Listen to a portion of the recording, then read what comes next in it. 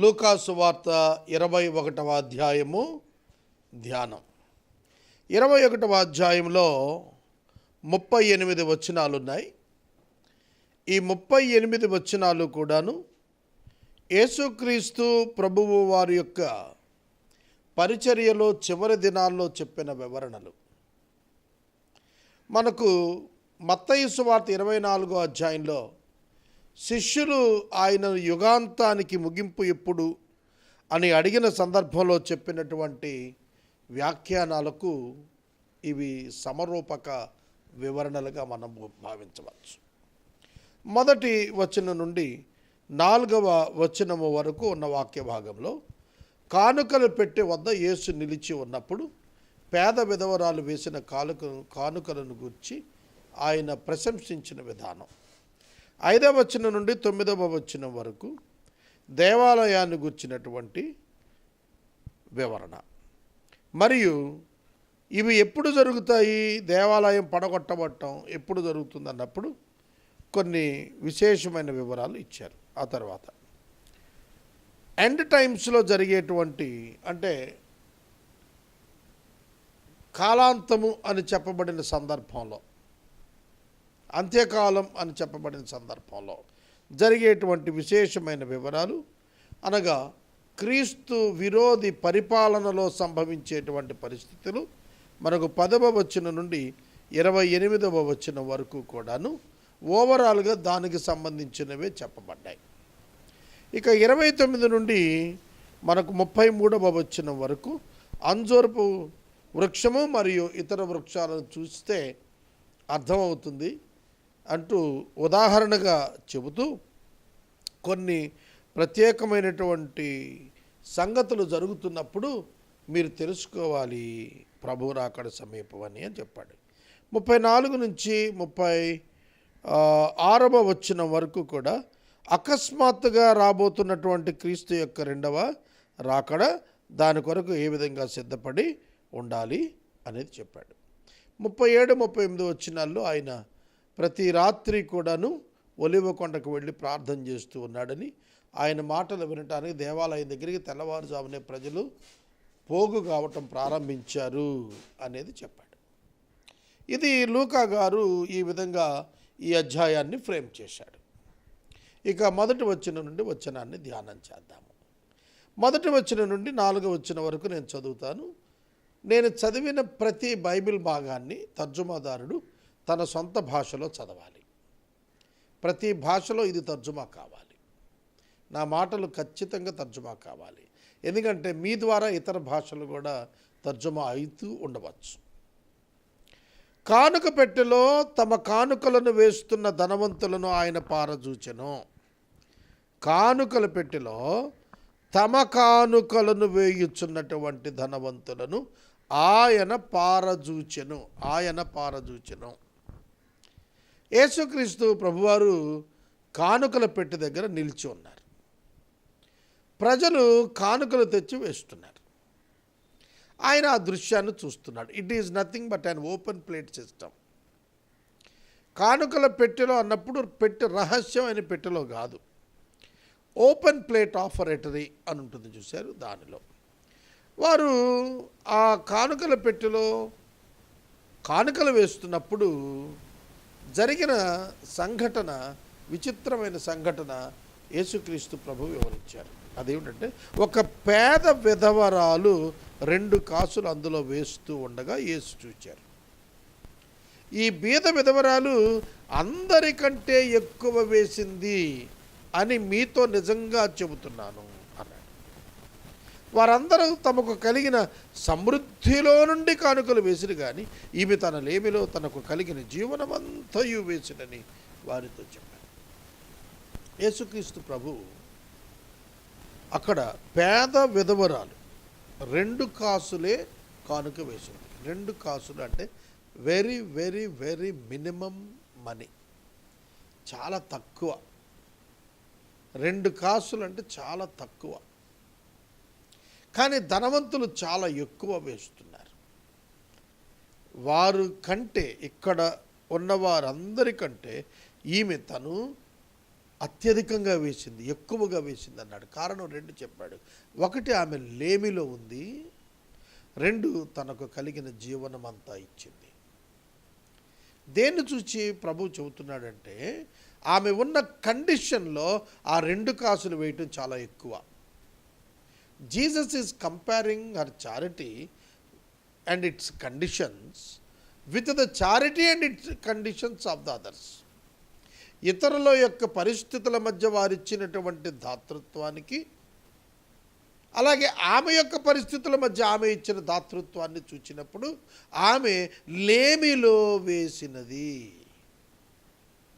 ఆ 2 కాసులు ఉంటే ఆమెకు ఉపయోగపడతాయి, కానీ ఆమె దానిని ఉంచుకోవాలి. అది ఆమె జీవనము అంతా కూడా అదే. అంటే తన కొరకు ఉంచుకోకుండా తన కలిగినది అతి కొంచెమైన ఆ కొంచాన్ని ప్రభువుకి ఇవ్వటానికి ఇష్టపడింది. ఇక్కడ మీకు విషయం చెప్పాలి. ఏలియా కాలంలో సారెపతు విధవరాలు ఆ పూట తనకు తన బిడ్డకు ఆహారం ఉన్నప్పుడు ఏలియా యొక్క మాట మేరకు ఆ ఆహారాన్ని, అనగా ఒక్క పూట బ్రతకటం కొరకు ఉన్నటువంటి తన యొక్క ఆహారాన్ని, తన కుమారుని యొక్క ఆహారాన్ని మొట్టమొదట అప్పం చేసి తీసుకొని వచ్చి ఏలియా గారికి ఇచ్చింది. అర్థమైందా? ఆ పేద విధవరాలు యొక్క దాతృత్వం దేవుడు ఆనర్ చేశాడు. 3.5 సంవత్సరాలు భయంకరమైనటువంటి కరువు సందర్భంలో ఆమె ఇంట పిండే నూనె 2 తక్కువ కాకుండా దేవుడు సహాయం చేశాడు. దేవుడు మిరకల్ చేశాడు. వాళ్ళకి ఎవ్రీ డే టు డే, ప్రతిరోజు ఆ కుండలో నూనె తగ్గకుండా, ఆ కుండలో పిండి తగ్గిపోకుండా ప్రభు చేశాడు. It's a miracle, daily miracle, continuous miracle. అది 3.5 సంవత్సరాలు ఉంది. ఒకవేళ ఎక్కువ పిండి అయిపోతే ఆ పక్కింటి వాళ్ళకో వాళ్ళకో వీళ్ళకో నూనె ఎక్కువ అయిపోతే గబుక్కుని ఇచ్చింది అనుకోండి, ప్రాబ్లం. అందుకని ఆ పూట వరకే ఉండేది ఆ కుండలో, ఆ పూట వరకే ఉండేది ఆ నూనె కొండలో.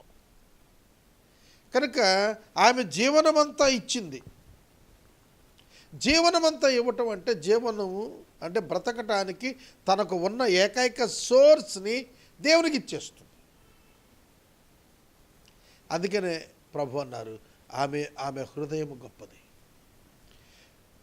కొరింథీయులకు పరిశుద్ధులైన పౌలు లేఖ రాస్తూ 8వ అధ్యాయంలో చెబుతాడు, మాసిదోనియా దేశస్థులు నిరుపేదలైనను వారి దాతృత్వం విస్తరించింది అన్నాడు. నిరుపేదలే, కానీ వారు బ్రతిమలాడి మాకు ఇచ్చారు, బ్రతిమలాడి ఇచ్చారు. ఇంతగా చేయుదురని మేము అనుకొనలేదు. They are very poor.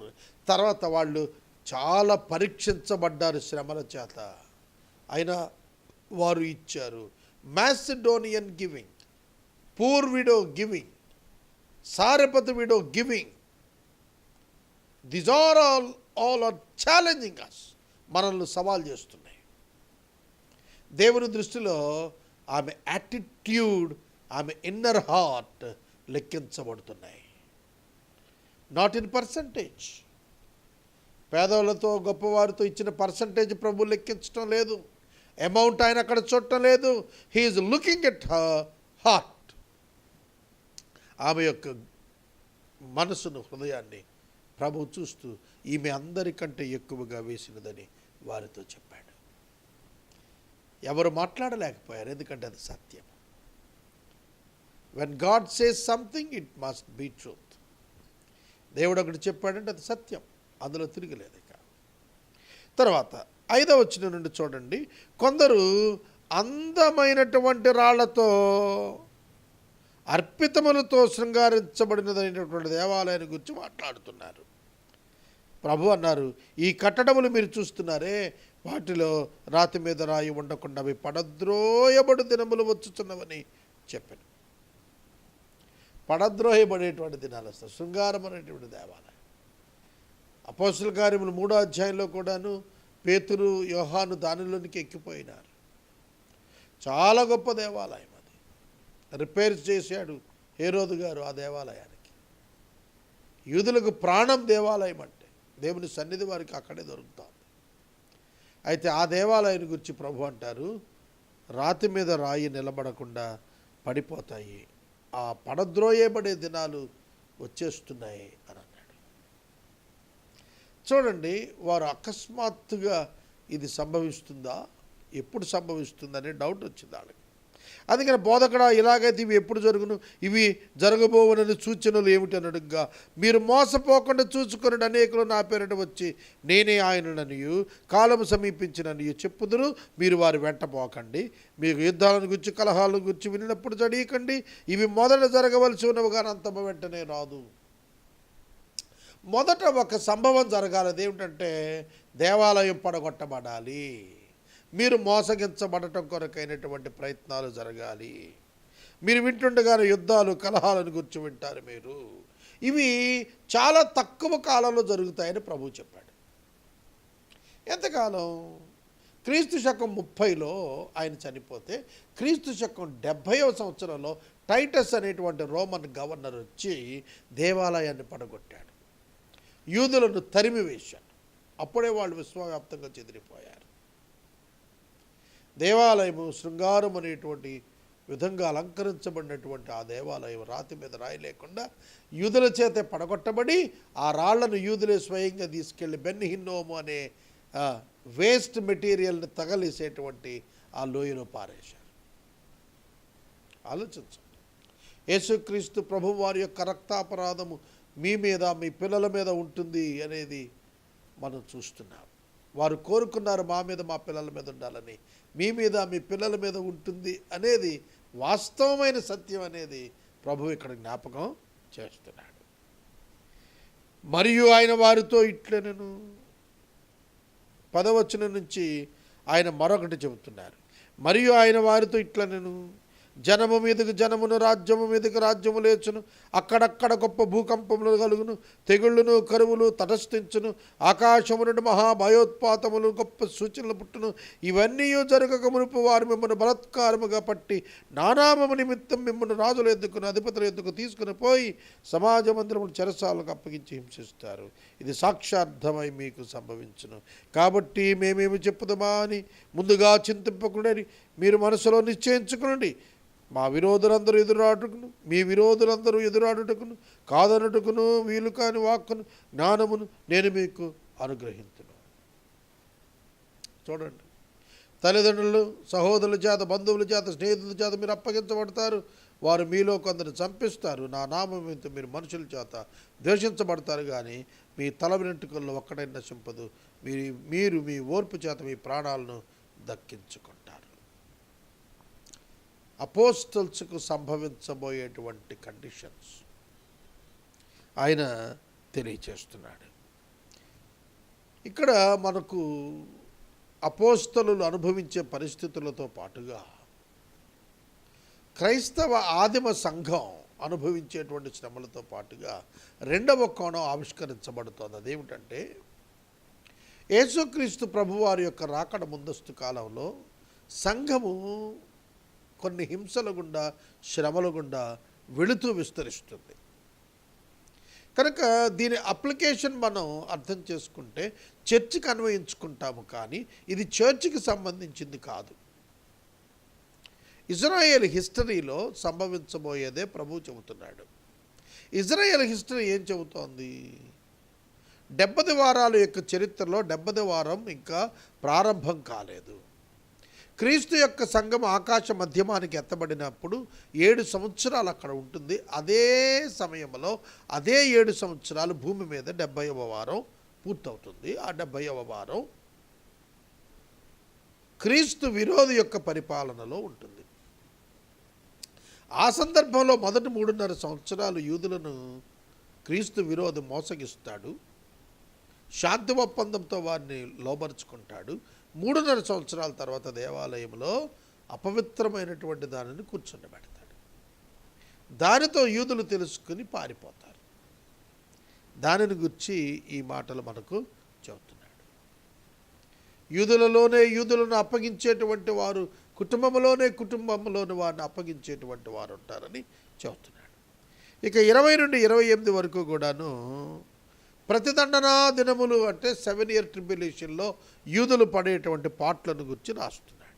యెరూషలేము దండ్ల చేత చుట్టుపట్టబడటం అంటే చెర అనుభవాలు జెరూసలేంకి కొత్త కాదు. వారు బబులోనుకు వెళ్లే ముందు కూడాను క్రీస్తు పూర్వం 600 సంవత్సరాలప్పుడు నెబుకద్నెజరు దండెత్తి వచ్చి కొందరు తీసుకెళ్ళాడు. ఆ తర్వాత క్రీస్తు పూర్వం 586లో తీసుకెళ్లే ముందు 2 సంవత్సరాలు పట్టణంలోనికి ఏ విధమైనటువంటి ఫుడ్ మెటీరియల్ రాకోకుండా ఆపాడు. దండ్లు కట్టబట్టం అంటే అది. ఆల్ డోర్స్ వర్ క్లోజ్డ్. సైన్యం ఇజ్రాయేల్ ప్రజల్ని లోపల నుంచి బయట బబులోను సైన్యాలు మూసేశారు. దండ్లు కట్టబట్టం అంటే అది. సైన్యాలు దండ్లుగా ఏర్పడి లోనికి రావటానికి కొరకు ఎదురు చూడటం. అది జరుగుతున్నప్పుడు దాని నాశనం సమీపమైందని తెలుసుకోండి. అప్పుడు యూదయలో ఉండేవారు కొండలకు పారిపోవాలి. క్రీస్తు విరోధి యెరూషలేమును క్యాప్చర్ చేసేస్తాడు. ఎప్పుడైతే దేవాలయములో అపవిత్రమైన దాన్ని నిలవబెడుతున్నాడో వారందరికీ అర్థమవుతుంది, ఓహో ఇతడు అంత్యక్రీస్తు, మనం మెస్సియా అనుకుని భ్రమపడ్డాము అని వారికి అర్థమయ్యి వారు కొండలకు పారిపోవాలి. ఇది చర్చికి సంబంధించింది కాదు. ఇజ్రాయేలు పట్టణం అంతా కూడాను మనకు జెరూసలేము పట్టణం, ఇజ్రాయేలు ప్రాంతం, యూదయ ప్రాంతం అంతా కొండలమయం. మీరు చూసుకోండి, కావాలంటే ఎప్పుడైనా ఇజ్రాయేల్ వెళ్ళిన వాళ్ళని కలుక్కోండి, చుట్టూతా కొండలే ఉంటాయి. చాలా బంకర్స్ కొండల్లోనే ఏర్పరచుకొని అందులోనే నివాసాలు కట్టుకొని జీవిస్తూ ఉంటారు. కొండలకు పారిపోతారు. వారు దాని మధ్య నుండి వారు వెలుపటికి వెళ్ళిపోతారు. పల్లెటూళ్ళలోని వారు దానిలో ప్రవేశించకూడదు. లేఖనాల్లో వ్రాయబడినవన్నీ నెరవేరుటికి అవి ప్రతిదండనా దినాలు. అవి దేవుడు ఏర్పరిచినటువంటి శ్రమ దినాలు. వరల్డ్ అంతటికీ కూడా దేవుడు తీర్పు తీరుస్తున్నటువంటి దినాలు. Gentile and non gentile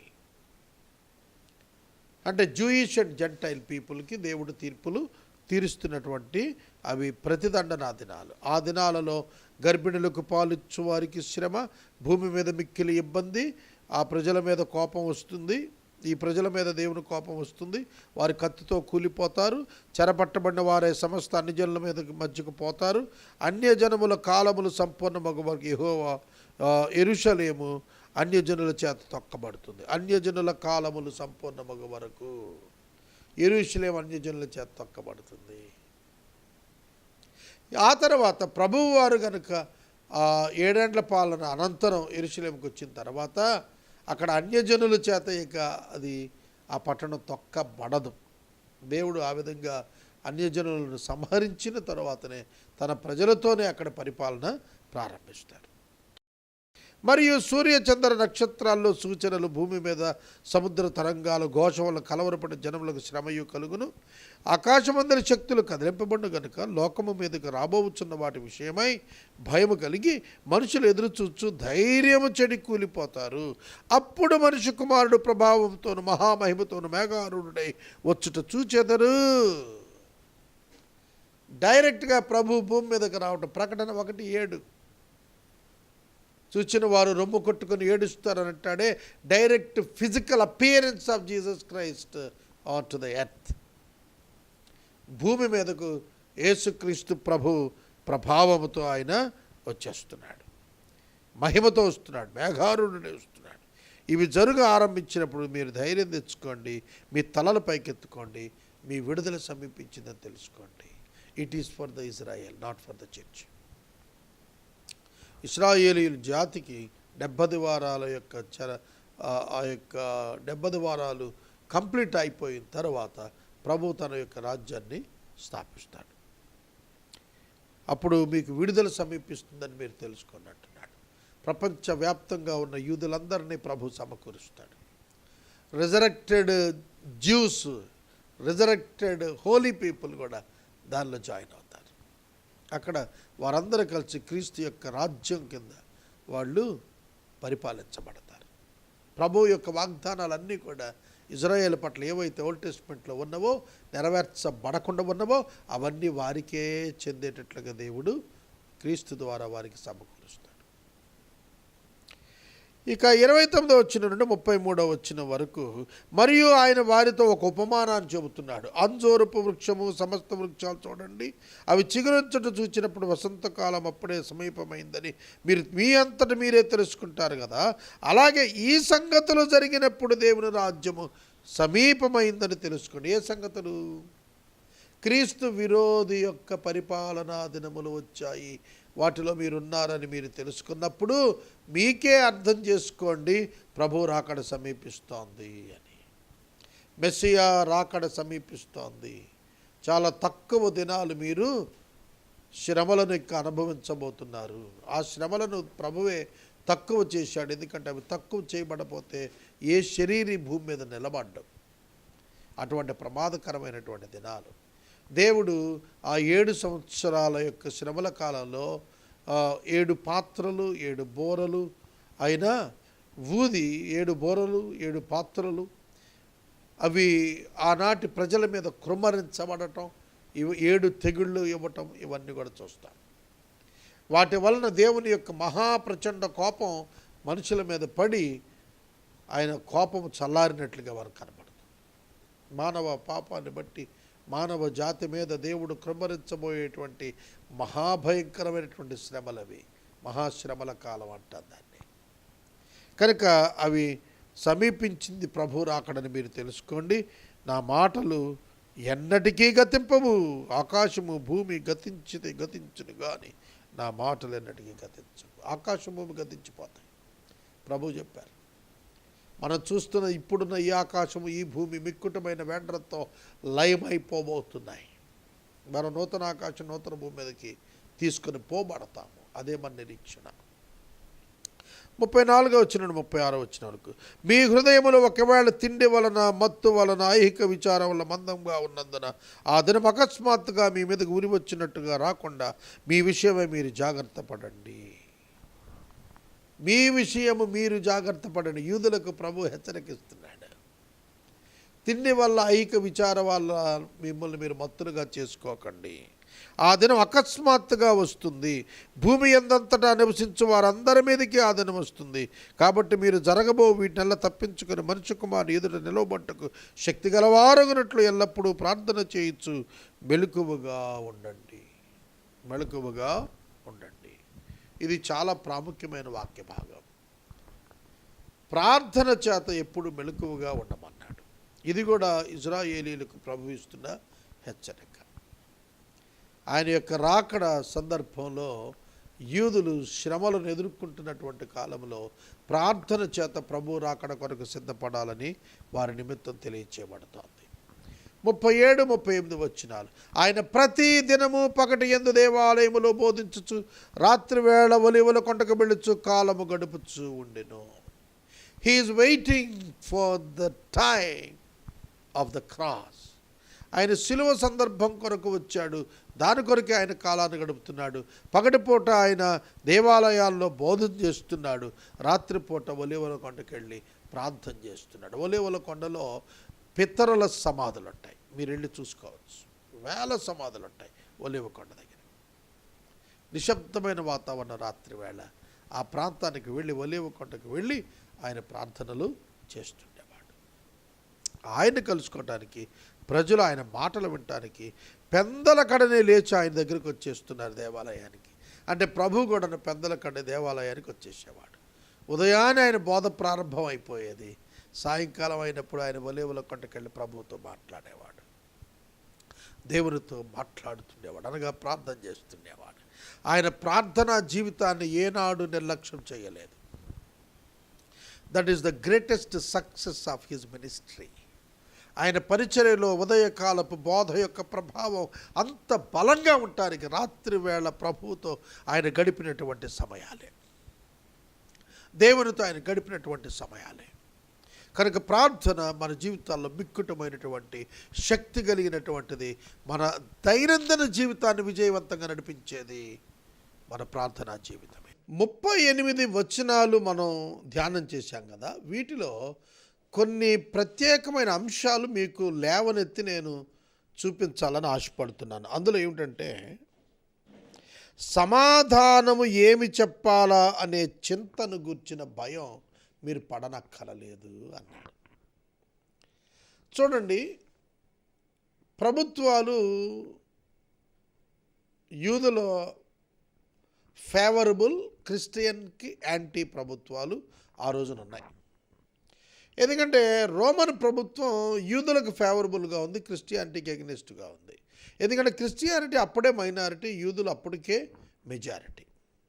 established religion వచ్చేప్పటికేమో అప్పుడు యూదులు. కాబట్టి ఈ పరిస్థితులు సంభవించినప్పుడు మిమ్మలను యూదుల యొక్క కంప్లైంట్ మీద గవర్నమెంట్ అరెస్ట్ చేస్తే ఏం జవాబు చెప్పాలా అనే ప్రశ్న ఉదయిస్తుంది మీకు యాజ్ అన్ అపోస్టల్స్గా. అప్పుడు మీరు భయపడవద్దు, ఆ క్షణంలో మీరేం మాట్లాడాలో నేనే మీకు అనుగ్రహిస్తాను అన్నాడు. మీ విరోధులందరూ ఎదురాడుటకును కాదనుటకును వీలు కాని వాక్కు. ఇది మనకు యాక్ట్స్లో, అపోస్తల కార్యములో స్టెఫెనును గూర్చిన లేఖన భాగంలో ఈ మాటలు చాలా స్పష్టంగా రాసున్నాయి. ఏమని రాసిందంటే, అతనిని ఎవరు కూడా ఎన్కౌంటర్ చేయలేకపోయారట. అతని యొక్క మాటలకు ఎవరు కూడా ప్రతి జవాబు చెప్పలేకపోయారు. స్టెఫెను మనకు అపోస్తల కార్యములు 7వ అధ్యాయంలో స్టెఫెను యొక్క ప్రసంగం అంతా కూడా ఉంది. స్టెఫెను యొక్క ప్రసంగాన్ని విన్నటువంటి ఆనాటి యూదులు అతని యొక్క వాగ్దాటికి, అతడు చెబుతున్నటువంటి జవాబులకు ఏమాత్రము కూడా కౌంటర్ చెప్పలేకపోయారు. తిరిగి వాళ్ళు ఏమీ మాట్లాడలేకపోయారు. అందుకే 54వ వచనంలో అంటాడు, వారి ఈ మాటలు విని కోపంతో మండిపడతన్ని చూచి పండ్లు కొరికారు. అంతవరకే చేయగలిగారు తప్ప వాళ్ళు ఏమాత్రము కూడా అతని మాటలకు అభ్యంతరం చెప్పలేకపోయారు. దేవుడు ఆ విధమైనటువంటి వాగ్దాటిని స్టెఫెనుకు తానే అనుగ్రహించాడు. తానే బలమైనటువంటి జవాబులను అతనికి దయచేశాడు, ఆలోచన చెప్పాడు. ఇది నాకు వ్యక్తిగత అనుభవంలో కూడా ఉన్నది. దేవుని వాక్యాన్ని గురించి ఏం చెప్పాలి, ఫలానా పర్టికులర్ కంటెంట్లో, కాంటెక్స్ట్లో ఏం మాట్లాడాలి, అనేక సందర్భాల్లో ఆ క్షణాన దేవుడు నాకు జవాబులు వాక్యములో నుండి ఇచ్చిన అనుభవం నాకున్నది. ప్రభువే మనకు జవాబు ఇస్తాడు. ఏ సమయంలో ఏ జవాబు చెప్పాలో, ఎక్కడ ఏ ఆర్గ్యుమెంట్ని ఏ విధంగా ప్రజెంట్ చేయాలో మనకు చెప్పగలిగినటువంటి వాడు మన ప్రభు అయిన దేవుడే. కనుక మనం ఎన్నడూ కూడా మనము చెప్పవలసినటువంటి జవాబులను గుర్చినటువంటి భయం మనం పొందాల్సినటువంటిది ఏమీ లేదు. ఇది నేను మీకు చెప్పాలనుకున్నది. తర్వాత 21వ అధ్యాయంలో మరొకటి ఏమిటంటే, మీరు మోసపోకుండానట్లు చూసుకోండి, నేనే ఆయన్ని అని చెప్పి వస్తారు. ఇది మొదటి శతాబ్దములోను 21వ శతాబ్దం వరకు కూడాను ఇది చాలా స్పష్టంగా నెరవేరినటువంటి అంశం. నేనే క్రీస్తునని చెప్పి పలువురు మిమ్ములను మోసపుచ్చే యత్నం చేస్తారు. అబద్ధ ప్రవక్తలు, అబద్ధ బోధకులు వస్తారు. వారిని పసిగట్టడానికి కావలసినటువంటి పుష్కలమైన సమాచారం మనకు బైబిల్లో పరిశుద్ధాత్మ దేవుడు రాయించాడు. వారు విశ్వాసులము అని చెబుతారు, కానీ వారిలో విశ్వాసం ఉండదు. వారు దేవుని యొక్క బిడ్డలమని చెబుతారు, కానీ వారి యొక్క జీవితంలో దేవుని యొక్క బిడ్డల యొక్క క్యారెక్టర్ ఉండదు. They might be knowledged, but they are not spiritual. వాళ్ళకి జ్ఞానం ఉన్నట్లు కనబడతారు, కానీ వారు ఆధ్యాత్మిక జీవితం కలిగి ఉండరు. వారి ఉద్దేశాలు వేరు, వారి జీవిత ప్రమాణాలు వేరే ఉంటాయి. కనుక ప్రభువు చెప్పింది ఏమిటంటే, నా పేరిట వచ్చి మోసం చేసేవాళ్ళు ఉంటారు, జాగ్రత్తగా ఉండమన్నాడు. కనుక అన్ని బోధలను నమ్మవద్దు అన్నాడు. ప్రతి బోధ ప్రభువు నుంచి కలిగేది కాదు, సాతాను నుండి కలిగేటువంటి బోధ కూడా ఉన్నది. యేసు క్రీస్తుని ఎవడు అంగీకరించడో వాడే అబద్ధికుడు, వాడే అబద్ధ బోధకుడు. కనుక యేసుక్రీస్తు యొక్క దైవత్వాన్ని ఒప్పుకోని వారు, తామే క్రీస్తులమని చెప్పుకునేటువంటి వారు, ప్రభు త్వరగా వచ్చేస్తున్నాడు అని భయపెట్టేవారు. ఎందుకంటే ఆయన రావాలి అంటే చాలా విషయాలు జరగాల్సినవి ఉన్నవి. ఆయన భూమి మీదకి రెండవ రాకడలో వచ్చేయాలి అని అంటే, యూదులు నమ్మాలి అంటే 7 ఏండ్ల శ్రమల కాలం గతించకుండా ఎట్లా వస్తాడు ఆయన? భూమి మీదకి రాడు. 70వ వారం కంప్లీట్ అవ్వకుండా ఎట్లా వస్తాడు ఆయన? రాడు కదా. కనుక వారు భయపడాల్సింది లేదు. సంఘం అయితే నిత్యం ఎదురు చూస్తూ ఉండాలి. ఇది అకస్మాత్తుగా జరిగేటువంటిది. ఆయన భూమి మీదకు రాకడనేది అకస్మాత్తుగా ఎవ్వరు ఊహించని సమయంలో జరిగేది. నేను దొంగ వచ్చినట్లుగా వస్తాను అన్నాడు. నేను దొంగను అనలేదు ఆయన. దొంగ ఎలా వస్తాడంటే చెప్పకుండా వస్తాడు. ఊహించని సమయంలో, అనుకున్న గడియలో వస్తాడు. అలాగే ఆయన యొక్క రాకడ కూడా భూమి మీద ఉంటుంది. కనుక అకస్మాత్తుగా వస్తాడు ఆయన. కాబట్టి ఎప్పుడూ సిద్ధంగా ఉండాలి. ప్రభు రాకడ కొరకు ఎప్పుడూ సిద్ధంగా ఉండాలి. సంఘము కూడాను ప్రభు కొరకు ఎప్పుడూ సిద్ధపడే ఉండాలి. ఎప్పుడు మన మరణ దినమో తెలియదు. ఎప్పుడు ఏ క్షణాన ఆయన ఆకాశ మధ్యమానికి వస్తారో, మనం కొనిపోబడతామో మనకు తెలియదు. కనుక we must be get ready always, every time. మనం ప్రతి సందర్భంలో, సమయంలో కూడా ప్రభు ఈ క్షణం వస్తే నేను సిద్ధంగా ఉండాలనే భావనతో మనం జీవించాలి. కనుక పరదేశులము యాత్రికులం అనే భావన అప్పుడప్పుడు కాదు, ఎల్లప్పుడూ వహించుకునే ముందుకు కొనసాగాలి. కనుక భూమి మీద మన నివాసం శాశ్వతం అన్నట్టుగా మనం ఎన్నడూ జీవించకూడదు. క్రైస్తవ సంఘం క్రీస్తు కొరకు నిత్యము ఎదురు చూస్తున్నదిగా ఉండాలి. ఆయన రాకడలో ఆయనే మనలను తన ఎద్దుకు తానే తీసుకుని కొనిపోబడదు. మనం వెళ్ళం, మనం కొనిపోబడదు అంటే తీసుకుని పోబడతాం. కాబట్టి రక్షించబడిన వాళ్ళు ఏమి భయపడాల్సిన పని లేదు. వారి రక్షణ పోతుందనే భయం లేదు. దేవుడే తన సంఘాన్ని తానే తన యొద్దకు ఆకాశ మండలం మీదకు కొనిపోయేటట్లుగా తానే చేస్తాడు. తానే కొనిపోతాడు మనల్ని ఆయన యొద్దకు. కనుక ఎవ్వరూ కూడా మీ రక్షణను గుర్చినటువంటి నిశ్చయిత విషయంలో అనుమానపడద్దనేది నేను మనవి చేస్తున్నాను. ప్రియమైన దేవుని బిడ్డలారా, దీనిని మీరు గుర్తించాలి. తర్వాత మరొక ప్రధానమైనటువంటిది మీరు గుర్తించాల్సింది ఏమిటంటే, ఆకాశము భూమి గతిస్తాయి కానీ నా మాటలు ఏమాత్రం గతించవు. చాలామంది భూమి శాశ్వతం, ఆకాశం శాశ్వతం అని అనుకుంటున్నారు. వాళ్ళ భూమి, మనం చూస్తున్న ఈ భూమి శాశ్వతం కాదు, ఇది తొలగించబడుతుంది అనేది దేవుని వాక్యం చాలా తేటగా తెలియజేస్తుంది. పేతురుభక్తుడు చెప్పాడు, మిక్కుటమైన బ్యాండ్రతో పంచభూతాలన్నీ కూడా లయమైపోతాయని చెప్పాడు. కనుక ఆది అంతము అనేటువంటి మాటలో, అంతము అనేటువంటి మాటలోనే ఈ సృష్టి యొక్క అంతాన్ని గురించి ప్రభు మాట్లాడుతున్నాడు. నూతనమైన ఆకాశం అనే నూతన సృష్టిలోనికి మనం పోబోతున్నాము. కాబట్టి ఆదాము ఏ భూమి నుండి అయితే తీయబడ్డాడో, ఆ భూమి, ఏ భూమి మీద అయితే మానవ జాతి నివాసం ఉన్నామో ఆ భూమి తొలగించబడుతుంది, తీసివేయబడుతుంది. ఇది దైవిక మర్మం. ఇది మనం ఖచ్చితంగా తెలుసుకోవాలి.